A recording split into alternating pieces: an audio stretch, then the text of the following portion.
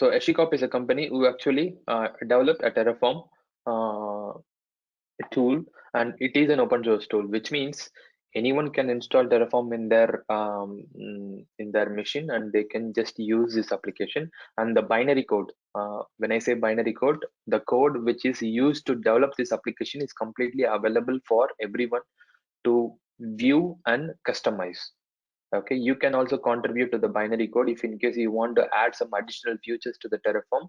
So you can contribute to the application. Okay, so because it is an open source tool, so open source, so everybody might know about what exactly open source is. When a terminology open source is used, so which means that application is not an enterprise product. Okay, for you cannot install Windows operating system in your laptop without buying the license, because it is an enterprise product, right? So but Linux is not something like that. Linux is an open source component, right? So anyone can install it on their laptop. It is more similar to that. Okay, so Terraform and Ansible, whatever we are going to see in this DevOps training, like Terraform, Ansible, Jenkins, Docker, Kubernetes, everything is an open source component. So which means you don't need to pay anything for anyone to use those components in your laptop or even in the companies, right? So it is an open source component. It is up to you how to customize the application and how to use it accordingly, based upon your use case. Okay, so it helps users to define and provision data center. Okay, provision data center infrastructure using a language known as HashiCorp configuration language. Okay, so whatever script. Okay, so let's call it a script. Okay, generally it is called it as configuration file. Okay, so but for your understanding, let me call it a script. Whatever script you're going to create in Terraform to create your infrastructure, it is written in a language called HashiCorp configuration language. Okay, so it is a declarative language. Okay, it is not something uh, like you're going to create all the functions, or you're going to create all the conditionals, or you're going to create everything from the scratch. No. Okay, so everything is available readily, like they have plugins for everything. So when I say declarative programming language, so you're going to use something which is readily available, and then you're just going to pass some attributes to that plugins or modules. Okay, so Ansible and Terraform, these are all using a declarative programming language. Okay, HashiCorp is one of that declarative programming language. Okay, so you're just going to use the predefined plugins which is developed by a company called HashiCorp, and you're going to pass some attributes to the plugin. Okay, so the programming language would be HashiCorp configuration language. Just keep this in mind.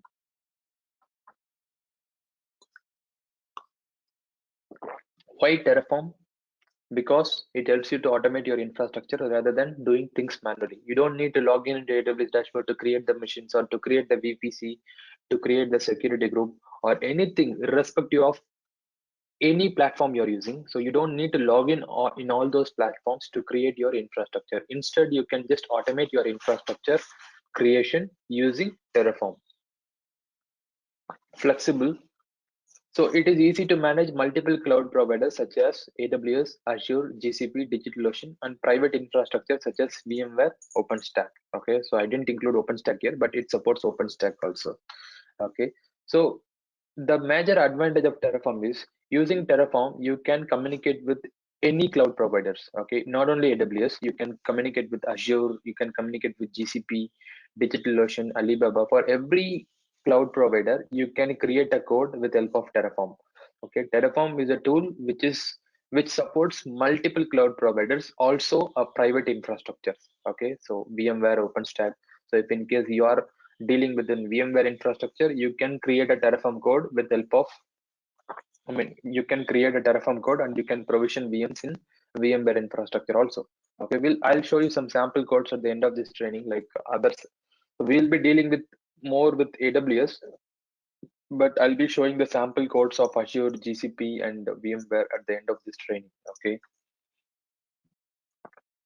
open source, free to deploy and use, and managing state. Okay, so we'll talk about this state in later parts. Okay, so because if I explain theoretically, it might be pretty confusing for you, so we will see more in detail when we are seeing about like exercises. So we have couple of exercises, so where we are going to do everything with help of code in AWS. At that point, I'll talk about the state file in detail. Okay.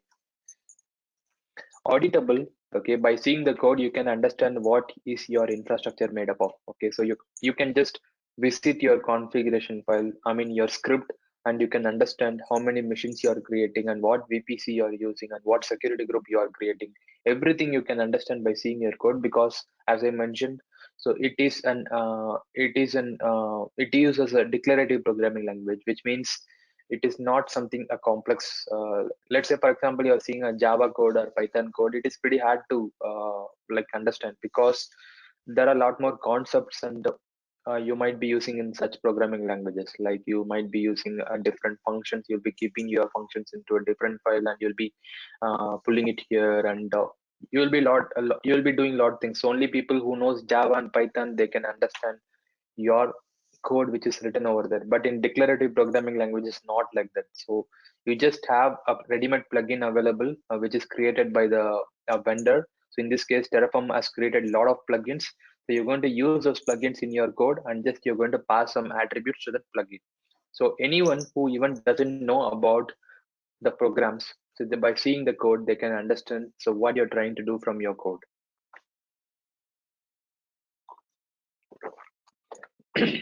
Also, you can keep your infrastructure changes history in the version control systems like Git. Okay, so we'll talk about this again. So it is easy to push all your infrastructure changes into a version control system, either Git or S3 bucket. So we are going to use S3 bucket in this training. So I'll tell you how to push your history of infrastructure changes in the S3 bucket. And easy to use and easy to install and use, and codes written are completely human readable. So yeah, so it is pretty easy to install and pretty easy to write the code on your own. So once you understand what is plugin and how to use pass a lot of arguments to that plugin, so it is pretty much easy to write your own script with help of Terraform. And as I mentioned, it is easily understandable by everyone.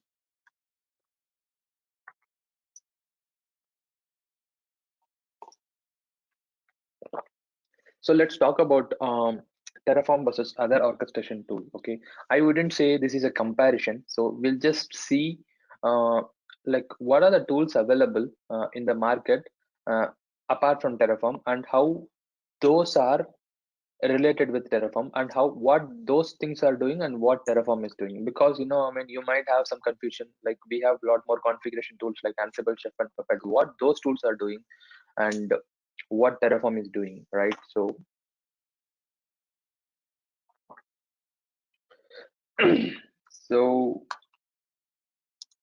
sorry. Okay, so here in the first segment we have Chef, Puppet, and Ansible. So these tools are called configuration management tools. You might have heard about these tools in very often. Like nowadays, people are using these tools predominantly to manage your operating systems. Okay, so these particular tools are comes into picture once a machine is created. Okay, so as I mentioned, so let's consider your application is ready. Okay, which is developed by your developer, and your application is ready in the Git repository.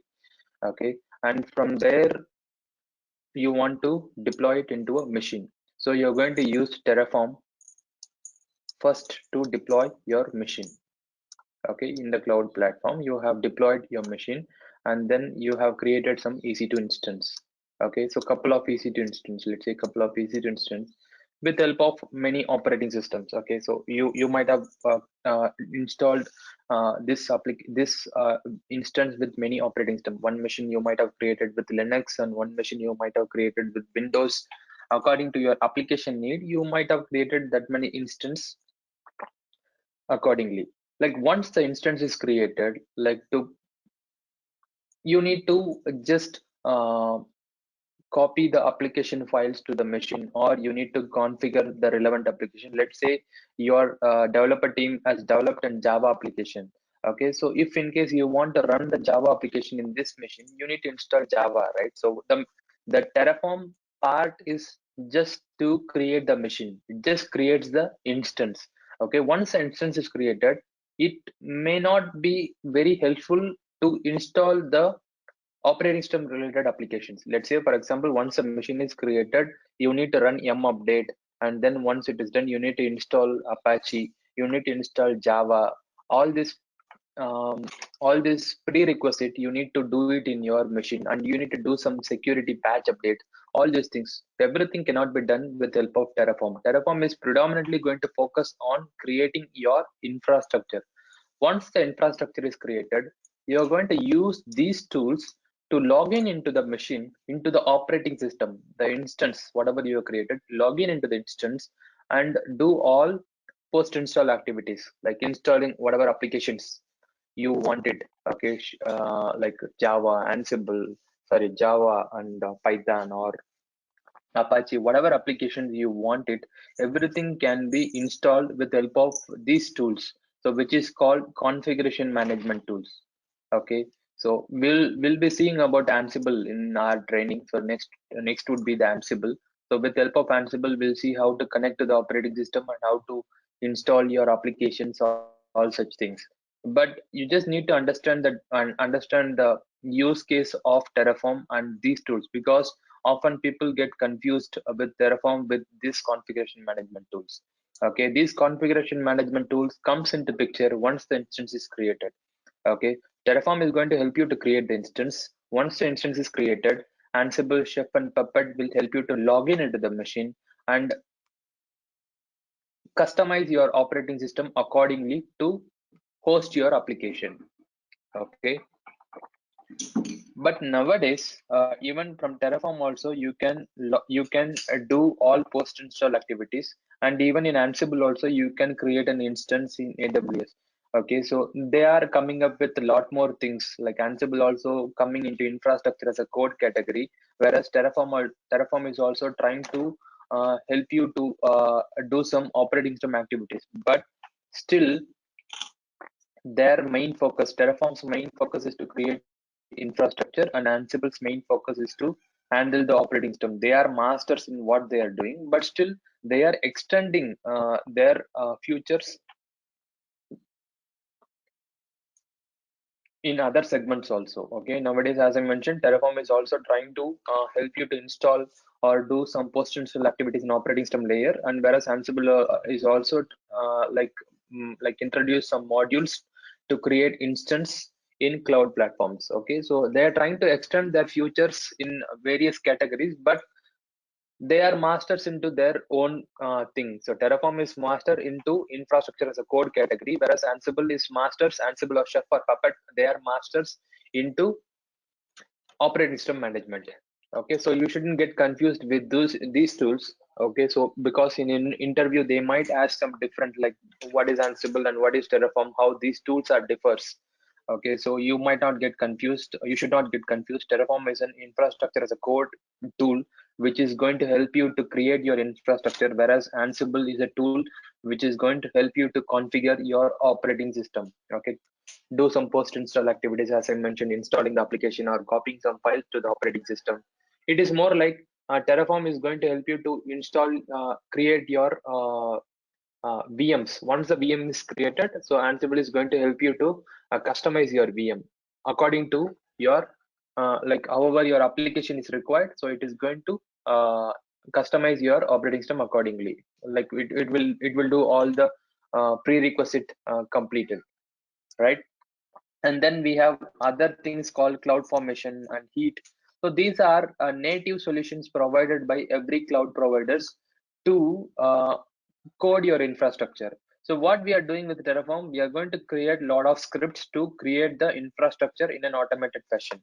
Okay, the same thing is done by these tools. Like CloudFormation is an AWS component, and Heat is an Google component. Similarly, uh, uh, that Azure has a component to code your infrastructure.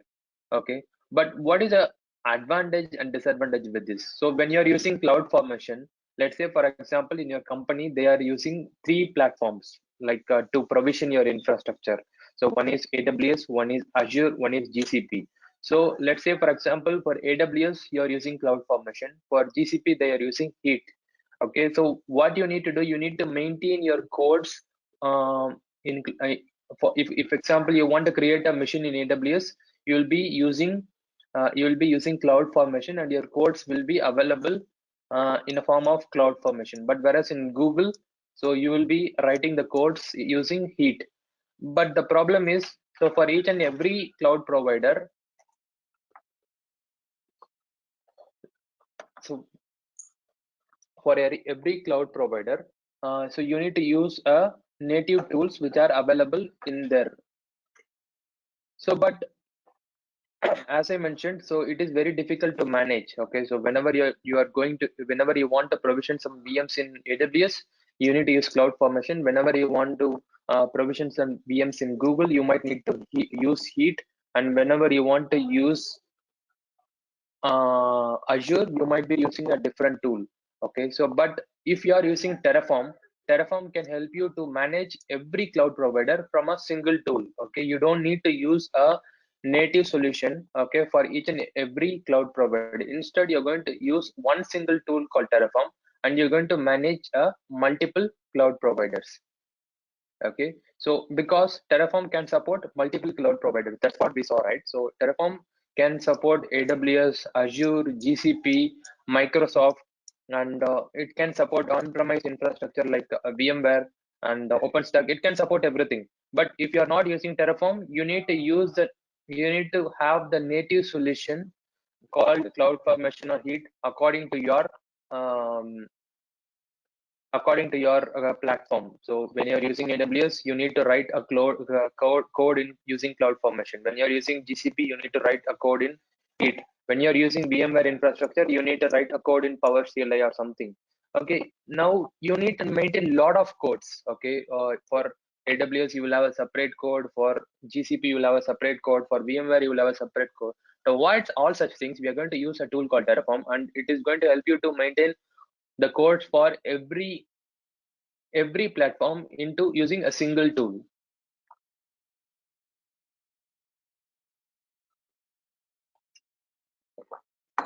right? And we have some other libraries. We have some libraries in Python also, which is called Boto. So using this Boto also, you can write some codes and to create your infrastructure in an automated fashion. But the problem with this, these libraries are pretty much helpful to do some basic activities. You cannot do high level activities. Like let's say, for example, you want to set up an like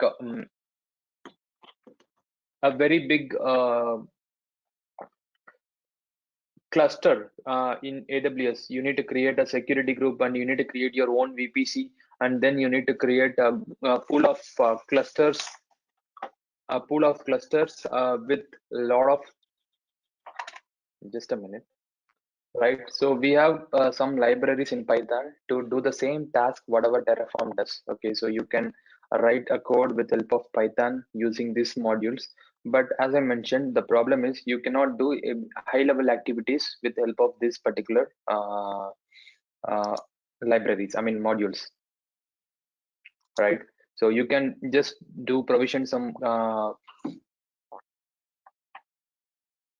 instance, and then you can just do some low level activities with help of this module. But if you want to do some create the VPCs or create the security group or deploying the machines into multiple regions or multiple availability zones, all such things are pretty much difficult using these libraries. But yeah, but still it can help you on certain stage, certain level. Okay, so to create the infrastructure, but you need to write a lot of lines of code. Okay, so you need to use a lot of functions, you need to use a lot of conditionals to create your code using these modules. But when you're using Terraform, you can minimize all such things. So let's say, for example, if you're using Python, if you're writing 50 lines of code, the same thing can be done in Terraform using 10 lines of code. Okay, so I have used Python to create infrastructure in AWS, and I have used Terraform also. Since because Terraform is a declarative language, and it has every modules and plugins predefined and available ready-madely, so you don't need to create a lot of lines of code, which we are doing in Python. Okay, so I'll show you if you want, like at the end of this training, I can show you the Python code. So you can compare it with the Terraform code. Like it is pretty, you need to, as I mentioned, it is not a declarative language. It is a programming language, where you need to define everything on your own. Okay. So just use this module and write your own set of lines to manage your infrastructure, which is pretty much you will be end up in writing 50 lines of code. Okay, the same you can just achieve it in 10 lines of code in Terraform. Okay.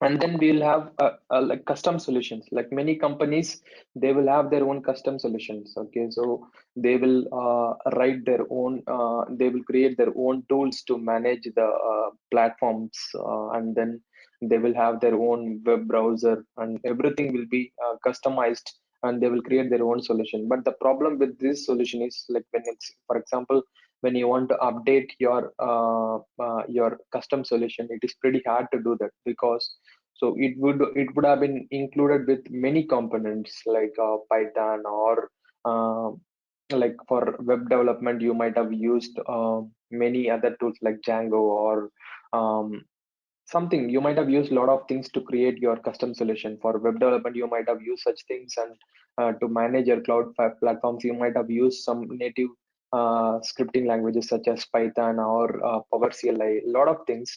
So it is integrated of everything which is created on your own. But the problem, as I mentioned here, is like whenever you want to like um, when your infrastructure scales up, like let's say now you are managing with 50 VMs, now your infrastructure moves on to 500 instance. Okay, it is pretty hard to manage everything from your custom solution. So scaling up is pretty hard, and also it is tedious to manage. Like consistently you might be upgrading your machines, like from one patch to other patch. In that case, once you're moving from one version to other version, your custom solution might not work. All such problems are there with the custom solution. So Terraform is a tool which is designed to tackle these kind of challenges. Okay, so you don't need to worry about like these patches and all such things. So because everything is like it is just a predefined tool. Just install it and just use it. So you don't need to really work on creating your own tool and creating your own code to set up and run as a custom solution. So that's the difference. That's where Terraform is actually differs from other orchestration tools. So Terraform is a tool, so it has its own advantage and disadvantages. So I wouldn't tell it has only advantages. It has some disadvantages also, so which we will talk about at later point. So when we are seeing about code, I'll tell you what is the disadvantage with Terraform.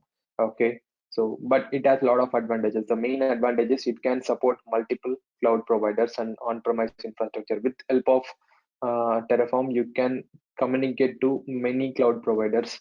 Okay, and also you are like it is easy to understand, and it is easy to write codes using Terraform.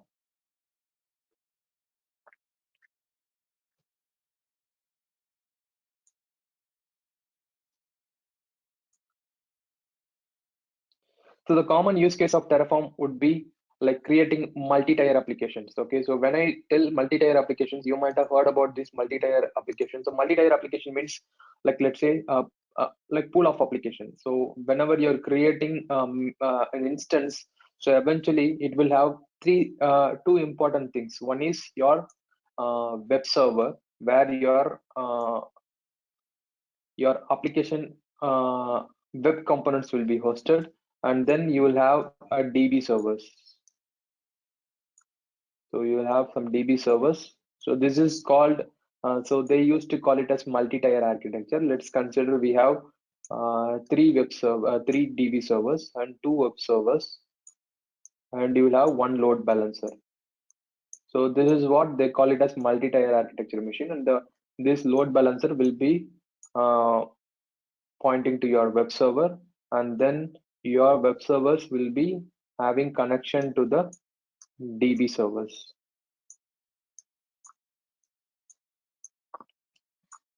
Okay, so what I actually mean here. Okay, so for example, uh, your developers has developed a banking application. Okay, so you have developed a banking application, let's say internet banking, so it is a web application, right? So your company has developed a web application for HDFC Bank or ICSA Bank, ICC Bank, whatever.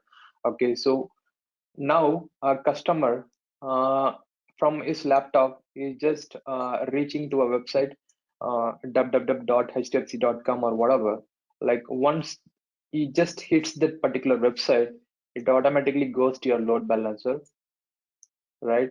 And once it goes to the load balancer, according to the load, it's just going to distribute the load to your web browser. Okay, from this web browser, it's just going to hit your web browser. From there, it is going to fetch the website details. So once you hit the website, it is just going to get all your website details from here.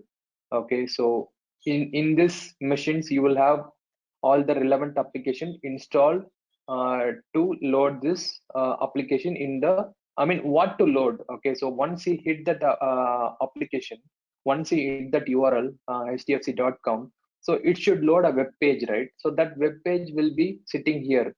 So you might be using any application to host this web browser. So you might be using Apache or you might be using Tomcat. There are a lot of applications to host your web application. So in these machines, you will be having Apache or Tomcat or whatever.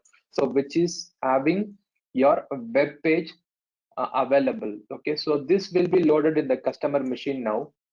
Okay, now he just hit www.hdfc.com and then the HTML page, whatever it is available in the web machines, so it will be loaded in this in customer's machine.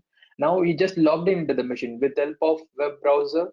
I mean, with help of your web servers, he just logged in into the machine. Now he's just trying to see the balance. Okay, so he's just hitting his account number or he just clicking on some options in your web browser and then he's trying to see the balance or he's just trying to do some fund transfer, whatever he's doing.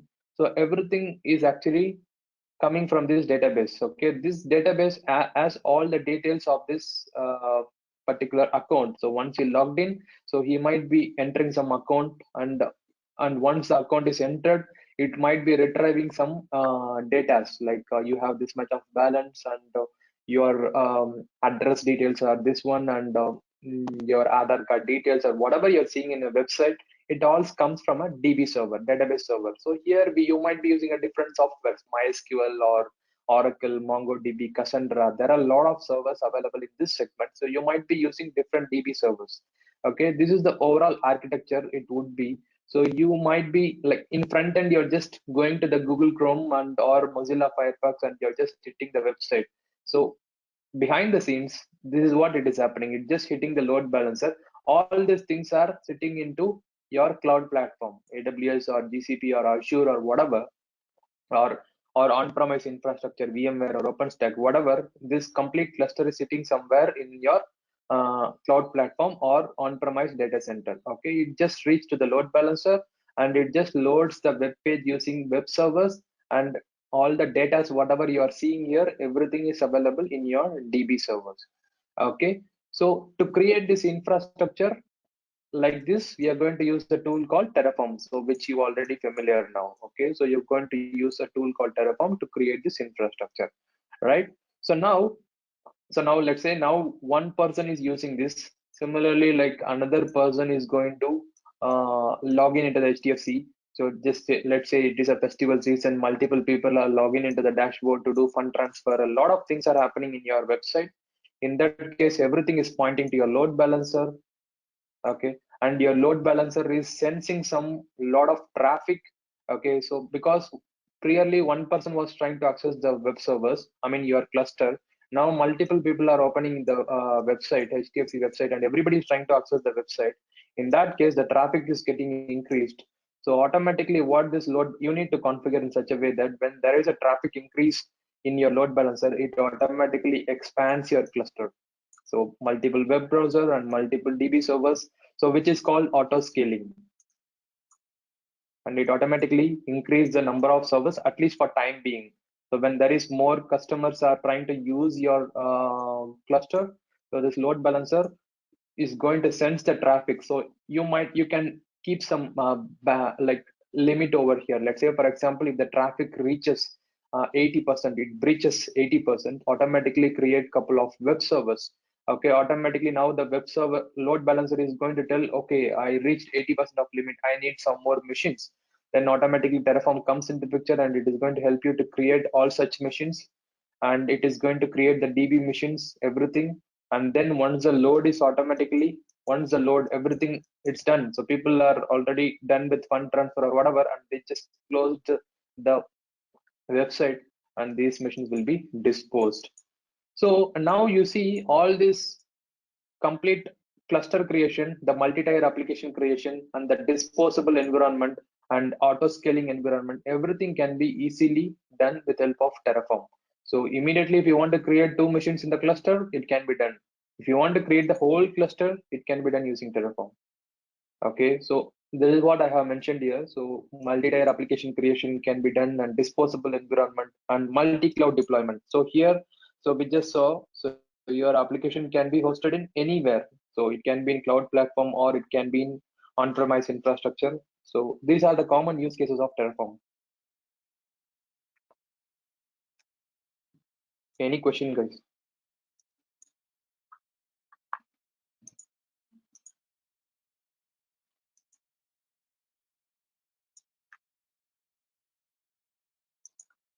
FT meaning. So FT is nothing but a fault tolerance. Okay, so fault tolerance, you might not be using fault tolerance here. Fault tolerance means, let's say, for example, you have two machines. So you have two machines, and this machine is accessed by your customers, right? So these two machines will be consistently in sync.